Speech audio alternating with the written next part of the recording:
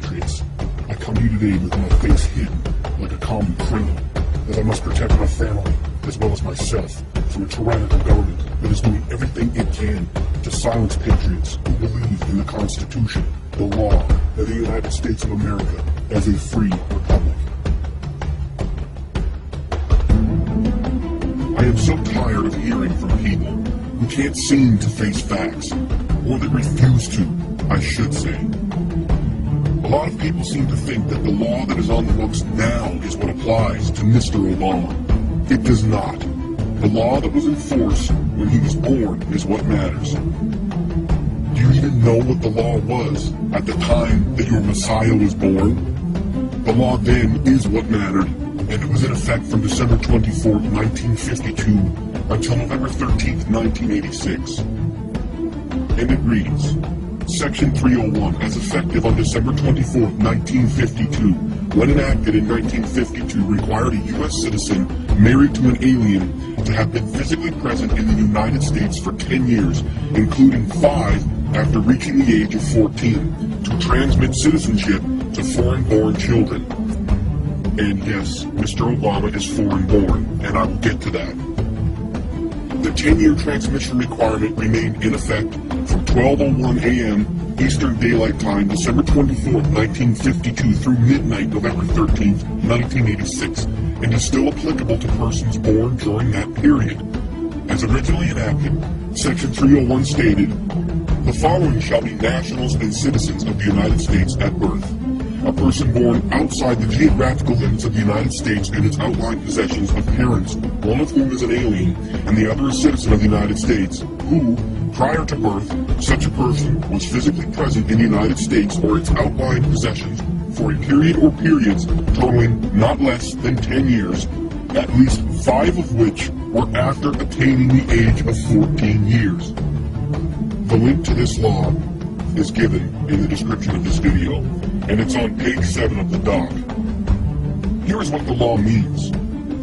According to the federal law at the time, which is what is applicable to married, if you have 2 parents that are American citizens, then you are an American citizen at birth, no matter the birthplace. But if you have only 1 parent who is an American citizen, which is applicable to married, then the parent who is the citizen has to have been in the country for 10 years, at least 10 years of residency in the U.S., and 5 of those years have to be after the age of 14. Mary's mother was 18 when she was born. She would have had to have been 19 in order for him to be natural born and eligible to be president. Oh, that's just a small technicality, people say. It doesn't really matter. Yes, it does. The law is the law. It was the law, and it applied to Mr. Soetoro, or Dunham, or Obama, or Giggles, or whatever his real name is, because no one really knows. We can only go by what he says. He sealed all of his records, all of them. I wonder why he does not want anyone to see his college records. Could it be that he went to school as a foreign student here? Could it? Do you think? He's a fraud, plain and simple. My source for a fictional or non-existent law that many liberals have messaged, commented, and spewed out of their mouths with their talking point brains too smoked up on medical weed to actually research anything, and they state if one parent is a U.S. citizen, then the child is a U.S. citizen, end of story. No, it isn't. Obama was born in Kenya. Mr. Obama himself admitted to being born in Kenya in a debate during his U.S. Senate campaign between himself and Alan Keyes. Keyes faulted Obama for not being a natural-born citizen when he was running for Senate. And Obama quickly retorted, "So what? I'm running for Illinois senator, not the presidency," self-admitting that he was not eligible for the office of president. Secondly, there was an article posted in a Kenyan online newspaper titled "Kenyan-Born Obama, All Set for the U.S. Senate." It was posted in 2004. Links to these articles are in the description as well. Download this info as soon as you get to it, as I am sure that Barry's handlers will have this evidence destroyed as soon as possible. Fellow patriots, I am unsure why so many of his supporters refuse to accept the fact that this man is an imposter, and that he is a direct threat to everything this country and the Constitution of the United States of America stand for. He is a threat to everything our brave men and women have fought and died for. He is treading on everything our forefathers bled and died for, to put in place to protect us from people like him. He is shredding the Constitution, making a mockery of the legal system, and laughing at us, all of us. Do you think that him and his cronies are only laughing behind closed doors at the birthers, at the opposition to his cabinet? No. He is laughing the hardest at all of the idiotic blind sheeple that can't see the forest for the trees. People have been convicted of murder and sentenced to death with less evidence than is screaming out against this fraud.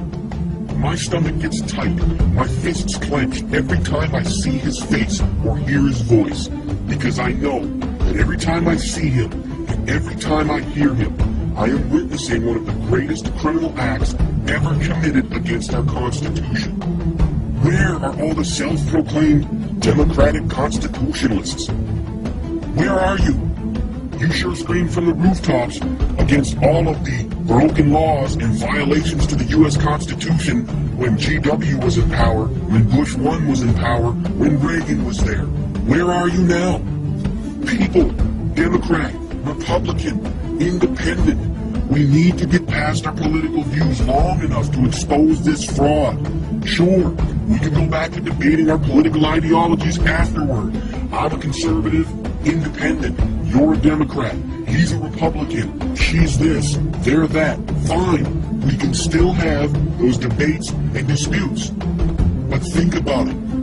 If we show what his true colors are, if we show the true Obama, there will most likely be another election. You can come out strong and vote in another liberal, get another Democratic president, one that is legal. I have no problem with the democratic process of voting, the Electoral College, and if a Democratic president gets in the seat who's eligible to sit in the White House, then that's the way it is. That's what the people wanted. When the people seem to want a usurper, a fraud, an imposter, I have a problem with that. We are witnessing such horrific acts against the Constitution, and more importantly, against us, the American people. Stop. Stop looking the other way. The evidence is there. You just need to look. If enough of us scream out, not 400,000, not 500,000, how about 200, 300 million of us?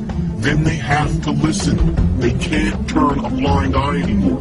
We need to remove him from office. This is not treason. This is not something that can be construed as a terrorist act. The man is not eligible to hold that seat, and he admitted it with his own mouth.